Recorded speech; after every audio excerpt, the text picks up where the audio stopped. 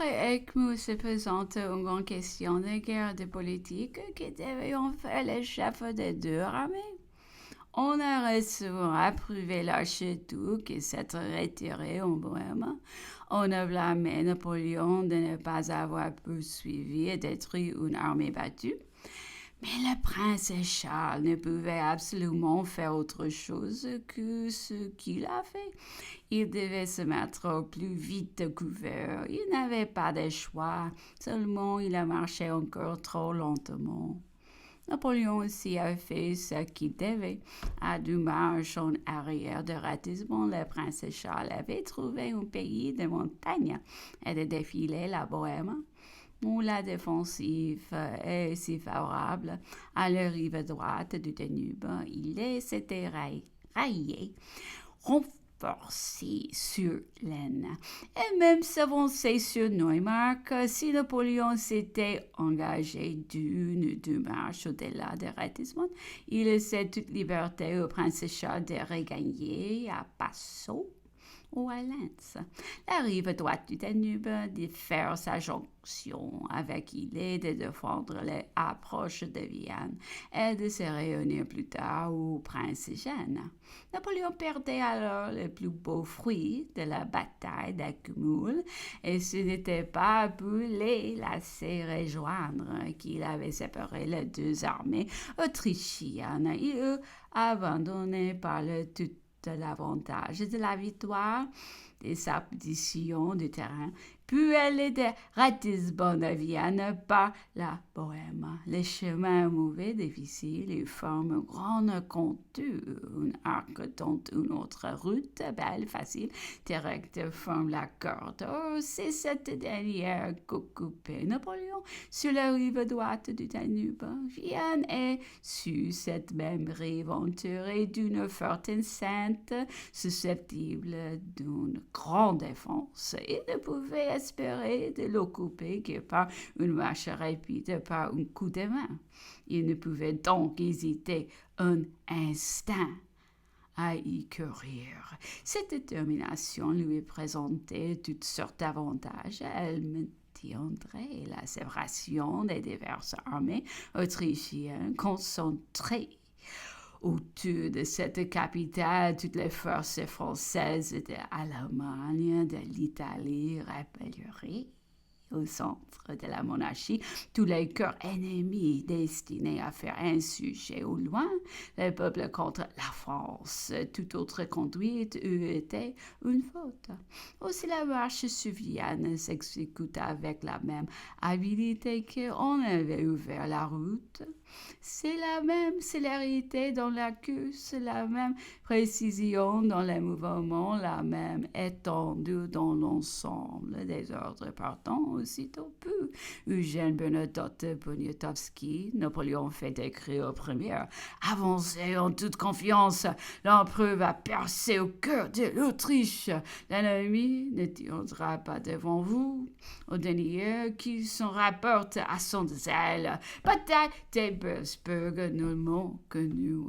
Cependant, à côté des temps d'audace, se multipliant toutes les mesures de prudence, une première réserve se forme à Ratisbonne. Ne peut nous garantir la ligne d'opération sur la rive gauche du Danube. Une deuxième se forme à Augsburg, peut assurer la ligne d'opération de la rive droite. Une troisième se forme sous le nom de corps d'observation de l'Elba. Les places intermédiaires sont mises en état de défense. Avance, les conscrits à mesure qui arrivent de l'intérieur sont organisés en bataillons provisoires et acheminés vers l'armée. L'auteur, après avoir décrit ici les dispositions nouvelles, continue. Ainsi, cette armée française est tellement concentrée quand il faut combattre, s'entend maintenant en colonne des cœurs échelonnés au fond de la vallée du Danube, suivant parallèlement la marche de l'archiduc sur la rive opposée aux frontières de la Bohême, prête à faire face par la gauche les langues du Danube. Si l'armée de l'archiduc se présentait, l'armée pouvait se concentrer aussi sur un point quelconque de sa ligne. En 48 heures. C'est par cet heureux mélange de concentration et d'extension de cœurs si nombreux, manœuvrant avec la précision d'un régiment que Napoléon déterminait aussi un immense succès et déconcerter les plans de ses ennemis. Nous vivons à une époque, remarque l'auteur, où les capitales prenant une telle importance sur les affaires de la guerre qui tout doit être sacrifié à la conservation de ces centres de l'administration et de la vie des empires. De leur occupation dépend presque toujours la défense et l'essor des États. Les exemples de Vienne et de Berlin, dont les deux guerres précédentes l'avions essayé de montrer. Depuis l'occupation de Paris, on a fourni de nouvelles preuves. Si la prise de Moscou et de Madrid semblait en donner des contraires, on a été réduit à brûler la première, ne l'ayant pas conservé. Quant à la deuxième, il a fallu toutes les particularités de l'Espagne, qui ne se trouve en nulle autre part. Tous les secours de l'Angleterre, les diversions de l'Europe et une foule d'accidents pour sauver la péninsule et produire cette exception à la règle générale. Les capitales doivent donc être mises à l'abri de l'invasion étrangère afin de laisser aux armées la liberté de manœuvrer aux nation, le temps de pouvoir la défense générale est à ce sujet veut que Paris soit fortifié.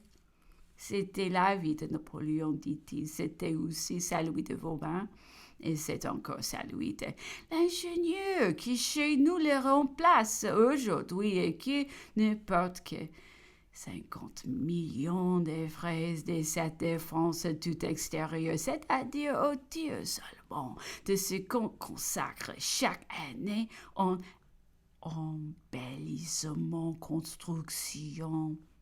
Bien capitale de l'Autriche était donc le but où tendions également les deux commandants en chef. Aucune capitale n'était à cette époque dans une meilleure situation peut être défendue à moitié couverte par le Danube. Elle était entourée de deux fortifications, l'une extérieure angulaire à demi-revêtement qui enferme ses faubourgs, l'autre intérieure formée d'une très forte enceinte. Napoléon se présente devant Vienne le 10 mai au matin, 15 jours après Eckmühl, moins d'un mois après l'ouverture de la campagne. Il fait occuper le faubourg sans résistance, mais lorsque l'avant-garde se présente dessus, les glaciers séparant les faubourgs de la ville, elle est reçue à coups de canon. Le maréchal Lannes envoie dans la place et des camps porteur d'une sommation. Cet officier maltraité retenu à la ville tire contre ces faubourgs. Ceci, en voyant une députation, Napoléon peut intercéder en faveur de Vienne. Il la renvoie avec une lettre de Berthier à l'archiduc Maximilien qui commandait dans cette capitale.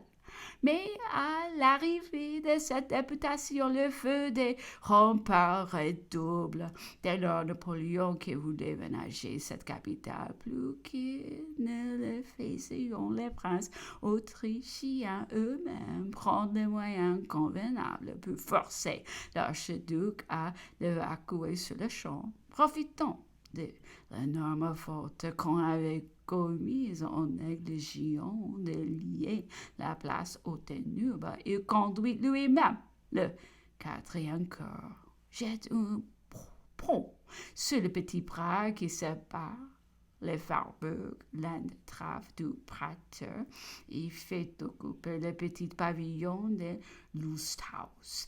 En même temps, pour répondre au feu de la place qui ne cessait de battre les Warburg et pour détourner l'attention de l'archiduc, Napoléon fait établir une batterie de fusillés à peu près sur le même emplacement où se fit l'attaque des Turcs en 1684. À 9 heures du soir, des obus sont lancés dans la ville, alors se trouvait malade dans le palais paternel la jeune archiduchesse Marie-Louise.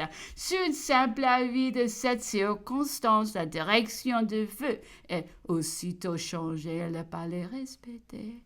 Au jeu de la fortune, qui eût dit alors à Marie-Louise qu'à peu de mois de là, ces mêmes mains qui faisaient trembler Vienne, tresseraient des couronnes pour sa tête. Oh, qu'au palais des Tuileries épousait mère, elle régnerait sur ces Français qui la frappaient d'épouvante.